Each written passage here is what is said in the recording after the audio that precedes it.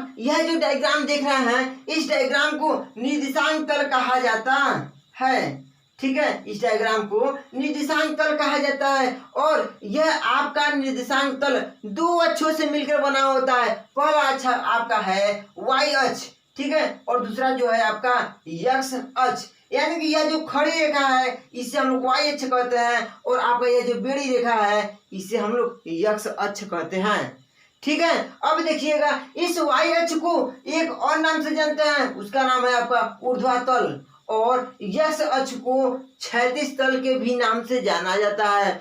और इन दोनों रेखाओं का जो कटान बिंदु होता है उसे मूल बिंदु कहते हैं। इसका मान 0,0 होता है। यानी देखिए आपका एक रेखा खड़े हो गई, एक रेखा बेड़े, यह रेखा जहां पर आपस में मिलेगी यानी कि जहां पर काटेगी वहीं उसका कटान बिंदु होगा। यानी देखिए आपका यह जो रेखा है, यह जो रेखा है देखिए यहीं पर मिल रही है, यानी यहाँ पर काट रही है ना, यानी इसी को हम लोग कटान बिंदु यानी कि मूल बिंदु कहते हैं। इसका मान 0,0 होता है। ठीक है, अब आगे देखिएगा आपका यह प्रथम चतुर्थांश है, यह द्वितीय चतुर्थांश है, यह तृतीय चतुर्थांश है और यह आपका चतुर्थ चतुर्थांश है।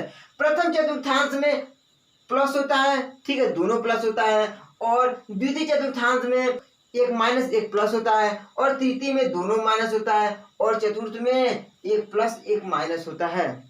ठीक है, अब देखिएगा और समझिएगा, मैं आपसे कहूं कि आप एक आयत बनाइए, तो मान लीजिए मैं यहाँ 5 से ले रहा हूँ, इधर ले रहा हूँ 6 से। ठीक है, आपका यह क्या बना, आयत बन गया ना। देखिएगा जब आपका यह आयत बन गया तो मैं आपसे पूछूं कि इस बिंदु का मान बताइए, यानी इस बिंदु का निर्देशांक बताइए कि क्या होगा।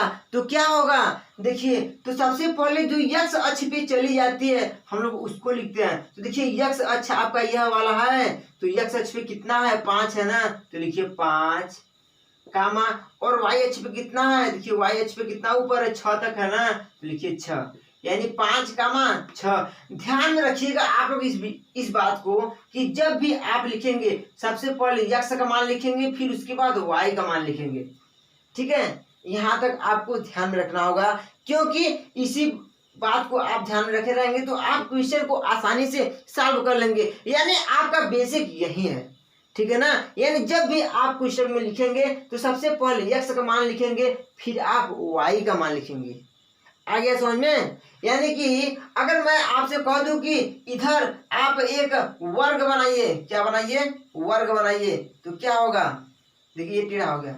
ठीक है, यानी मैं आपसे कह दूं कि वर्ग बनाइए तो क्या होगा बताइए। सबसे पहले x का मान लिखा जाएगा, तो x का मान कितना है, -7, और y का मान कितना है, 7। ठीक है ना, यानी x अक्ष पे कितना चला है, -7 तक है ना, और y अक्ष पे कितना है, +7 तक, यानी -7 का मान 7, यानी x का मान आपका यह है, y का मान आपका यह है। ठीक है, यहाँ तक समझ में आ गया। तो ध्यान रखिएगा इस चैप्टर का पूरा क्वेश्चन लगाने के लिए कुछ फार्मूले होते हैं, मैं उस फार्मूले को आपको बता दे रहा हूँ। उसी चारों पांचों फार्मूला से आपका पूरा निर्देशांक ज्यामिति खत्म हो जाएगा। तो आइए देख लेते हैं हमारा फार्मूला क्या है। तो आइए देखिए क्या फार्मूला है हमारा। पहला फार्मूला आपका है, दो बिंदुओं के बीच की दूरी ज्ञात कीजिए। ठीक है, तो इसके लिए फार्मूला आपका लगेगा रूट में x2 - x1 का होल स्क्वायर प्लस कोष्टक में लगेगा फिर y2 - y1 का होल स्क्वायर। यही आपका दो बिंदुओं के बीच की दूरी का फार्मूला है। ठीक है, अब आगे देखिएगा मध्य बिंदु का निर्देशांक क्या होगा। तो इसके लिए आप लगाएंगे x1 + x2 बटा के 2 कामा y1 + y2 बटा के 2।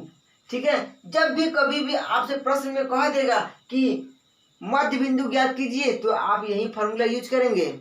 ठीक है, अब आगे देखिए अंतः विभाजन का सूत्र। तो क्या होगा अंतः विभाजन का सूत्र, m1 × x2 + m2 × x1 बटा के m1 + m2। ठीक है, कामा फिर m1 × y2 + m2 × y1 बटा के m1 + m2। आगे समझ में। अब आगे देखिए y विभाजन सूत्र। तो देखिएगा जब आप अंतः विभाजन का सूत्र याद कर लेंगे तो y विभाजन का भी आपको याद हो गया। मात्र जहां पर प्लस है वहां पर आपको माइनस करना है। यानी अंतः मतलब क्या होता है, अंदर, y मतलब क्या होता है, बाहर।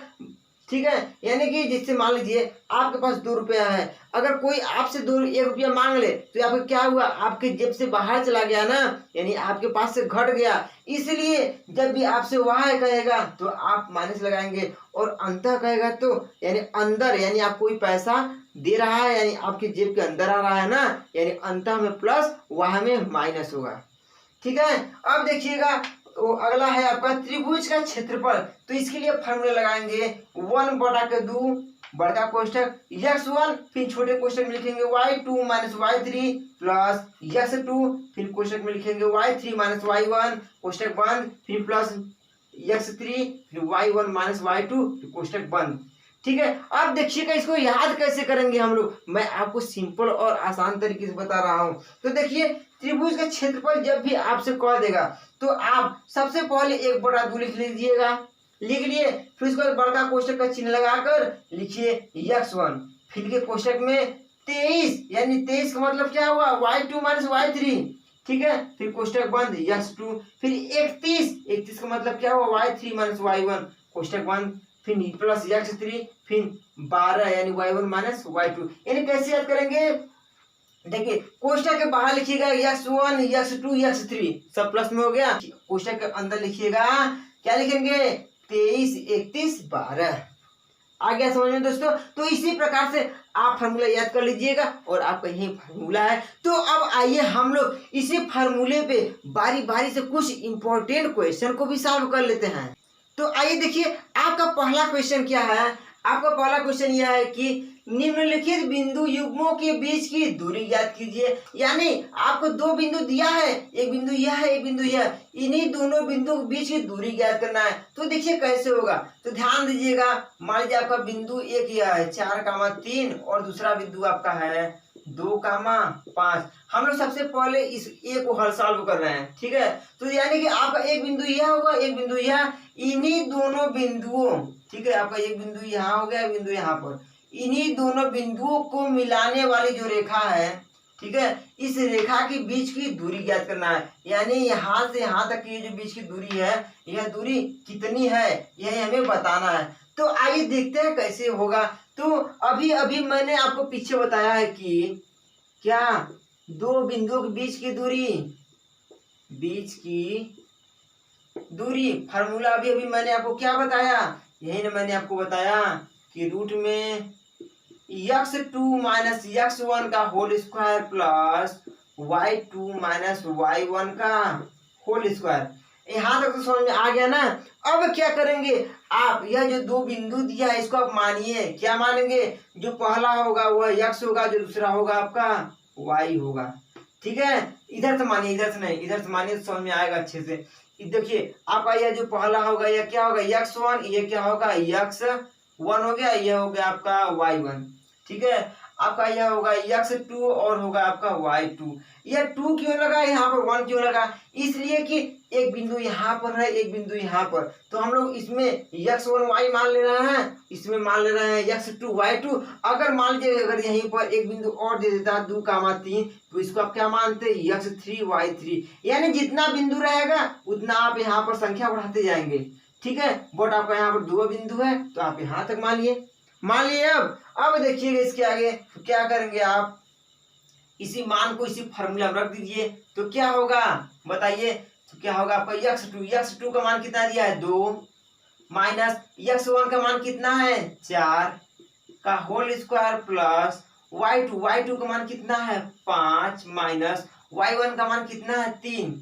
ठीक है। फिर कोष्ठक बंद, होल स्क्वायर हो गया। यानी इसी मान को मात्र इसी फार्मूले में उठाकर रख दीजिए, आसानी से सॉल्व हो जाएगा। यहाँ तक तो आ गया होगा। अब आगे इसको सॉल्व कर दीजिए तो क्या होगा, जब आप 2 में से 4 घटाएंगे तो कितना बचेगा -2 का होल स्क्वायर प्लस जब 5 में से 3 घटाएंगे तो कितना बचा आपका 2 का स्क्वायर। अब इसको आप सॉल्व करेंगे तो कितना होगा बताइए, आपका होगा 2 गुना के 4 माइनस है तो प्लस हो गया, यानी 4 प्लस ये 2 गुना के 4, यानी कितना हो गया आपका बताइए रूट में 8।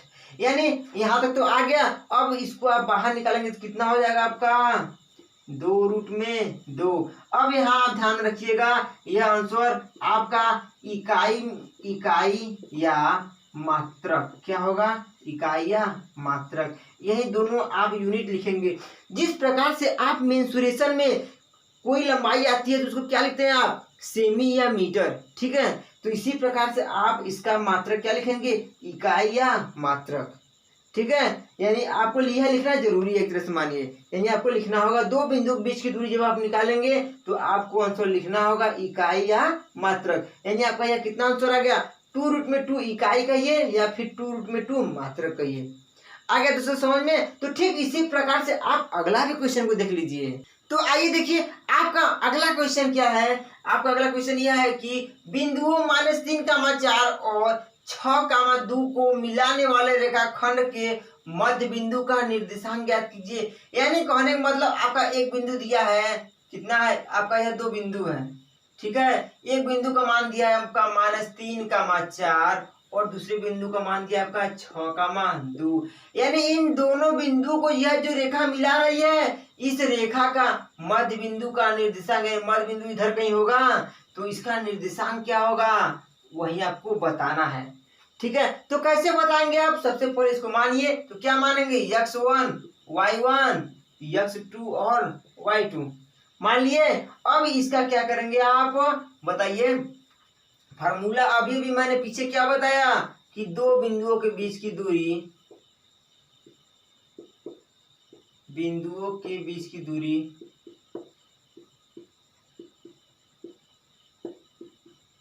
क्या होता है?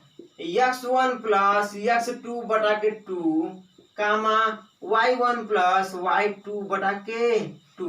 यही आपका फार्मूला होता है। बस इसी फार्मूले में आप इस मान को उठाकर इसी में रख दीजिए। तो रखिए, देखिए क्या होता है। x1 का मान कितना दिया है? -3 प्लस x2 का मान कितना दिया है? 6 बटा के 2। ठीक है, कामा y1 का मान कितना दिया है? +4। फिर कितना है? प्लस y2 का मान कितना दिया है? 2 बटा के 2।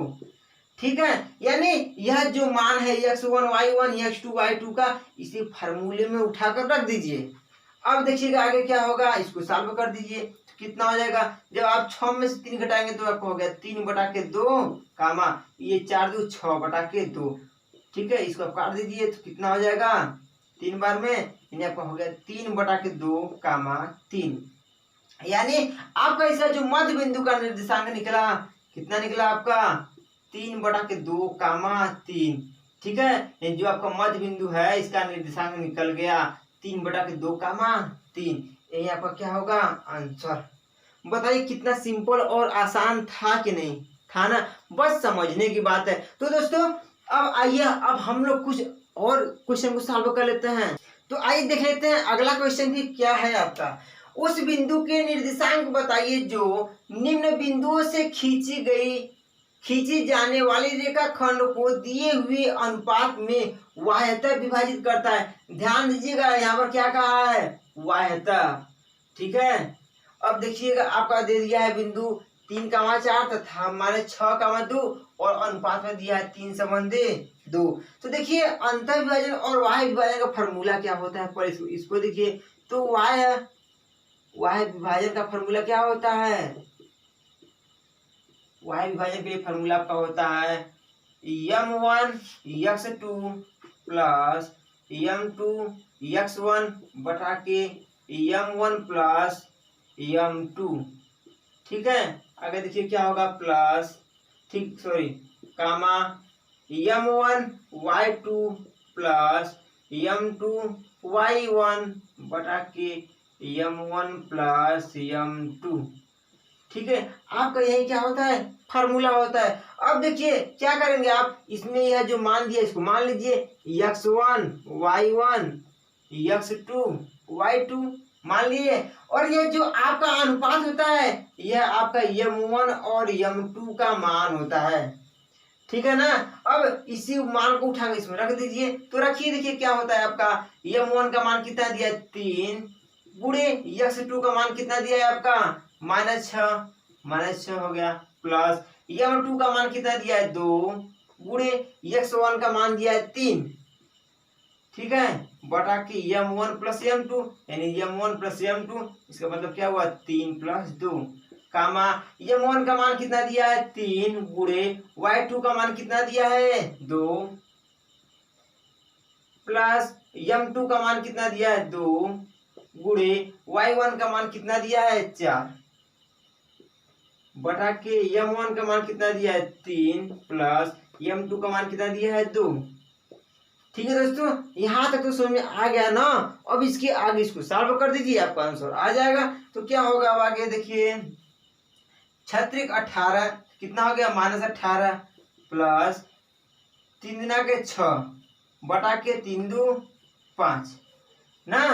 अब आगे क्या होगा 3 दूना के 6 प्लस 4 दूना के 8 बटा के 3 2 5। यहाँ तक आ गया समझ में। अब क्या करेंगे बताइए। देखिए जब आप 18 में से 6 घटाएंगे तो कितना बचा -12 बटा के 5 कामा 6 में 8 जोड़ेंगे तो कितना होगा 8 6 14 बटा के 5। आपका यही क्या होगा आंसर होगा। तो दोस्तों हमें पूरा उम्मीद है कि आपको यह समझ में जरूर आया होगा। तो आज का इस टॉपिक का कॉन्सेप्ट यहीं पर समाप्त होता है। तो दोस्तों आप जानते हैं कि इस समय लॉकडाउन पीरियड चल रहा है और वीडियो बनाने में कितना मेहनत लगता है। तो दोस्तों इस समय रात के 2 बजने वाले हैं। तो आप लोग अपने इस वीडियो को लाइक सब्सक्राइब और अपने दोस्तों के साथ शेयर जरूर कीजिएगा। तो दोस्तों अब हम लोग मिलते हैं अगले वीडियो में 7.1 के चैप्टर और क्वेश्चन के साथ। Thanks okay.